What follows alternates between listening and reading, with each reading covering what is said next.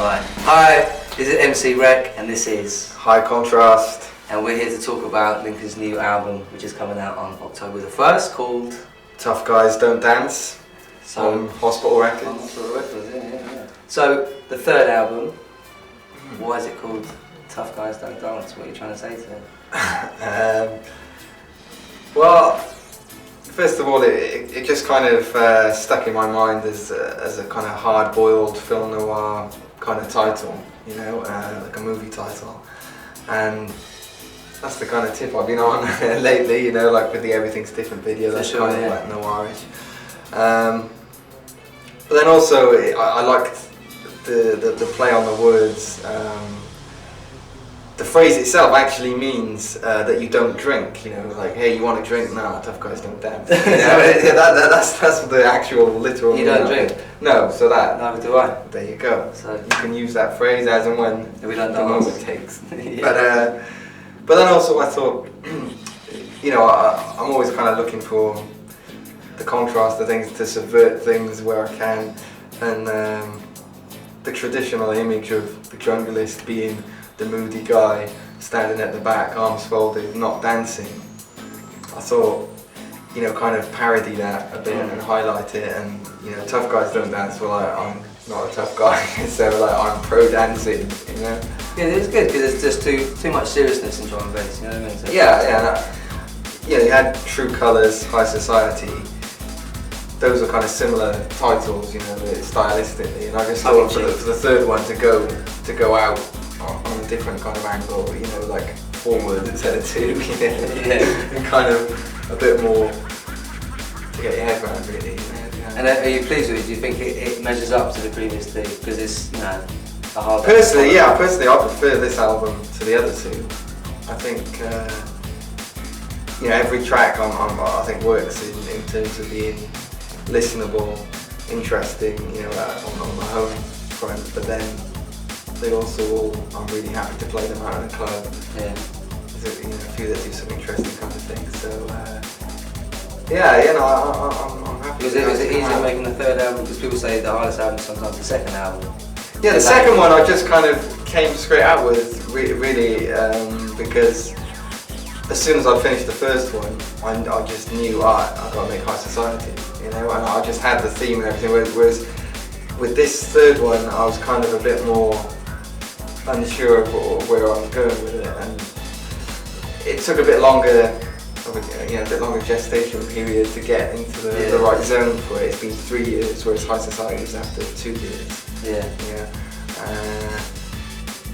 But yeah, no. Once I got going with it, then when I bought as well. And it sounds very different to the first two.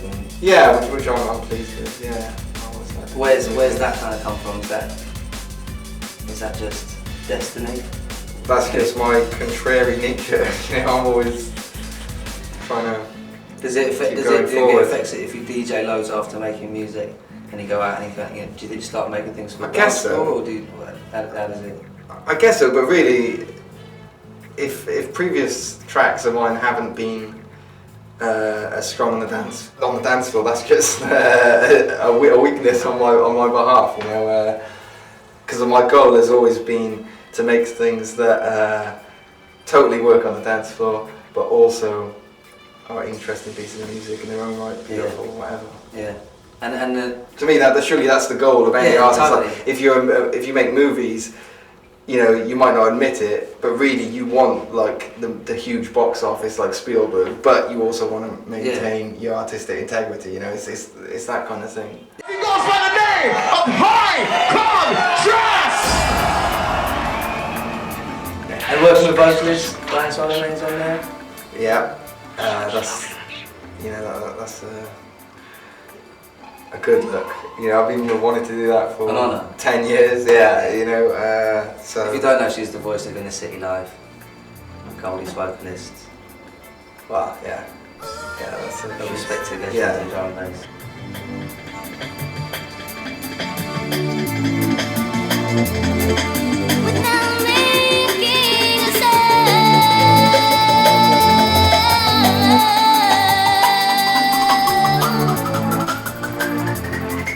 And a lot of the names of tracks, Kiss Kiss Bang Bang, Pink Flamingos, know, is there something you're trying to say? I know you've got a girlfriend, but is there something you're trying to say? Well, they're a bit camp in the titles.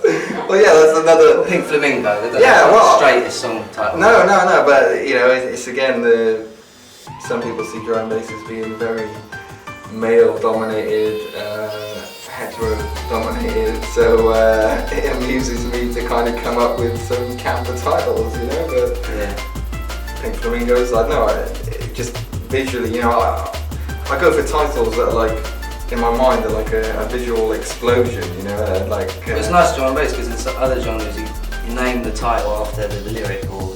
Yeah, sometimes that works, but sometimes you can just sometimes it's nice come up with any come out with something a bit more abstract, or you know, that touches on a different part of the track. You know, like Pink Flamingos has no relation to the tune in any literal sense, but I don't know. I just think that the tune itself is quite jolly and potentially camp. So and you just picture Pink Flamingo. That's right.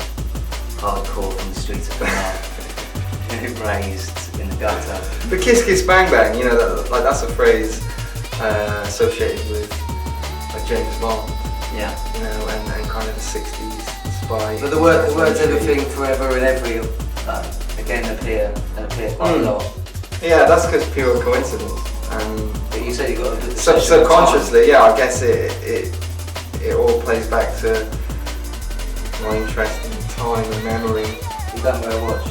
No, that's it. I don't believe in time. You look at the sun and you automatically know. I've got an inner clock. Yeah, I don't know what time it is. Unbelievable.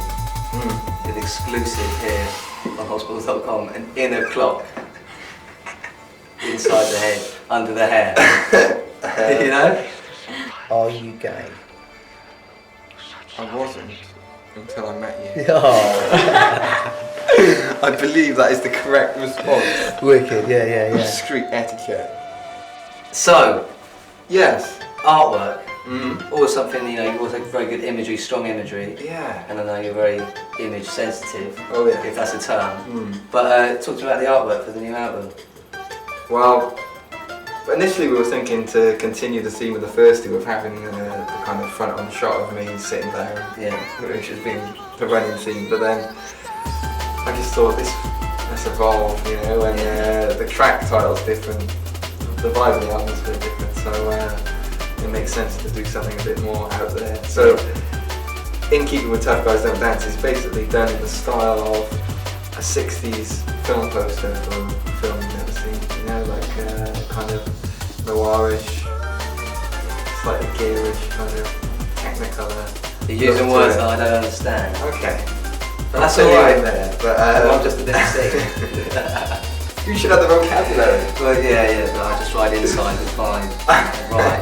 It's real easy. Anyway, the video as well. You usually direct, make, produce, etc. your videos. Yeah. Is it sort of, you know, you've Well, got a film buff, aren't you? I've been to yeah. collection. Yeah, film buff and film making. There's no stuff. They don't exist until I make one. But yeah, you know, I've always been into film since I was a kid. Been making films since I was 12. So it's just always been. Yeah, like, I was in my treehouse doing my thing with my crew. I was rounding up my neighbours to make zombie films. Yeah, that is. So this has been High Contrast. And this was MC Wrec. And thank you very much for joining me on this Habitat Blue Sofa here at the heart of Gospel HQ to talk about the new album called Tough Guys Don't Die. Out On. October the 1st. Go copy it, kids.